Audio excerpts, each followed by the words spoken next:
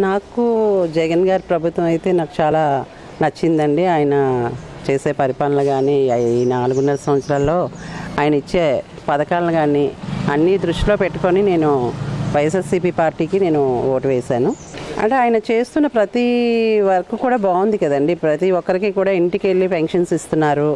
Next ఏంటంటే పథకాలు, విద్యా దీవెన, అలాగే చేయూత, ప్రతి పథకం కూడా ప్రతి ఒక్కరికి కూడా అందింది. కాబట్టి మాలాంటి వాళ్ళు అలాంటి పథకాలన్నీ అందుకున్నాం. కాబట్టి మాకు వైఎస్ఆర్సీపీ ప్రభుత్వం మాకు చాలా నచ్చి మేము దానికి ఓటేసి మేము జగన్ గారిని మళ్ళీ గెలిపించుకుందామని మేము ఓటేసామండి. మహిళలకి అమ్మఒడి ఇచ్చారు.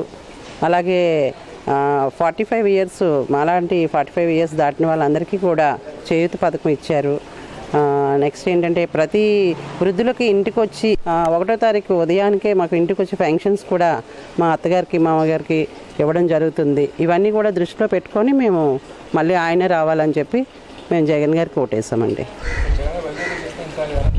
ఇంకా ఆయన వైజాగ్ వస్తే ఇంకా మాకు ఇంకా హ్యాపీ అండి, చాలా బాగుంటుందని మా ఒపీనియన్. ఎందుకంటే మాకు ఆయన ఆంధ్రాకి రావాలి, ఇంకా అభివృద్ధి చేస్తారు అనే నమ్మకంతోనే ఉన్నాం మేమందరం. ఈ కూటమిగా వచ్చినా కూడా పరిపాలన బాగా చేశారా లేదా, నా వల్ల మీకు ఉపయోగం కలిగింది, ప్రయోజనం కలిగింది, నా పరిపాలన నచ్చితేనే మీరు ఓటేయండి అని ఆయన నిర్భయంగా చెప్పడం జరిగింది.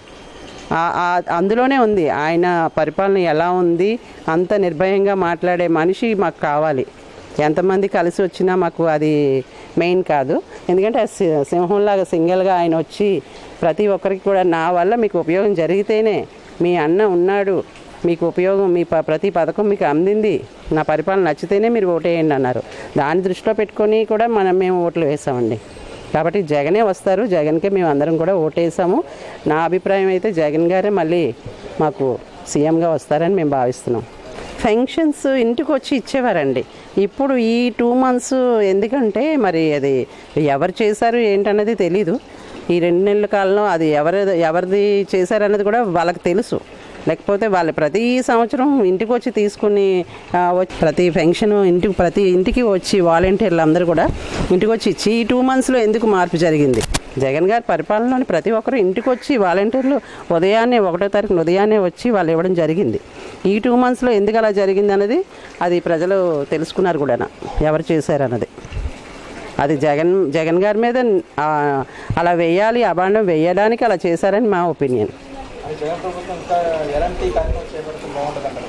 జగన్ గారు ఇంకా మంచి ఈ పథకాలు ఇస్తూ, అలాగే కొంచెం సాఫ్ట్వేర్ కంపెనీలు కూడా మాకు తేవాలి, మా పిల్లలు ఎక్కడికి వెళ్ళి కాకుండా ఇక్కడే ఉద్యోగాలు చేసుకుంటే ఇంకా బాగుంటుందని అలాంటి పథకాలు, అలాంటి కంపెనీలు తేడానికి కూడా ఆయన చూస్తున్నారని కూడా మాకు తెలుసు. ఆయన తీసుకొస్తారు. దానివల్ల కూడా మన ఆంధ్రప్రదేశ్కి ఉపయోగం కలుగుతుంది. ఏంటి కూటమి అనేది వాళ్ళ ముగ్గురు కలిసి చేస్తున్నారు, కానీ ఏం చేస్తారన్నది ఇప్పటికీ క్లియర్గా ఏమి చెప్పలేదండి. ఈయనైతే క్లియర్గా చెప్తున్నారు, నేను ఈ పథకాలు ఇస్తున్నాను, మీకు అందాయా లేదా క్లియర్గా అడుగుతున్నారు. మనకి ఏం కావాలో కూడా మాకు చెప్పమంటున్నారు. ఆయన చేయడానికి రెడీగా ఉన్నారు. కూటమితో ఈ పథకాలు ఇస్తూ, అలాగే కొంచెం సాఫ్ట్వేర్ కంపెనీలు కూడా మాకు తేవాలి, మా పిల్లలు ఎక్కడికి వెళ్ళి కాకుండా ఇక్కడే ఉద్యోగాలు చేసుకుంటే ఇంకా బాగుంటుందని అలాంటి పథకాలు, అలాంటి కంపెనీలు తేడానికి కూడా ఆయన చూస్తున్నారని కూడా మాకు తెలుసు. ఆయన తీసుకొస్తారు. దానివల్ల కూడా మన ఆంధ్రప్రదేశ్కి ఉపయోగం కలుగుతుంది. ఏంటి కూటమి అనేది వాళ్ళ ముగ్గురు కలిసి చేస్తున్నారు, కానీ ఏం చేస్తారన్నది ఇప్పటికీ క్లియర్గా ఏమి చెప్పలేదండి. ఈయనైతే క్లియర్గా చెప్తున్నారు, నేను ఈ పథకాలు ఇస్తున్నాను, మీకు అందాయా లేదా క్లియర్గా అడుగుతున్నారు. మనకి ఏం కావాలో కూడా మాకు చెప్పమంటున్నారు. ఆయన చేయడానికి రెడీగా ఉన్నారు. కూటమితో మాకు సంబంధం లేదు, మేము ఎవరిని విమర్శించాం. మాకు జగన్ గారు కావాలి, జగన్ గారే మాకు సీఎంగా కావాలని మేము కోరుకుంటున్నాం. పవన్ కళ్యాణ్ గారు ఆయనకి అంత లేదండి నాకు తెలిసి. ఎందుకంటే ఆయన సీఎంగా ఆయనకి ఇంకా చాలా ఎక్స్పీరియన్స్ కావాలి. ఇప్పుడున్న ఎక్స్పీరియన్స్ సరిపోదని నా ఉద్దేశం. Please subscribe .news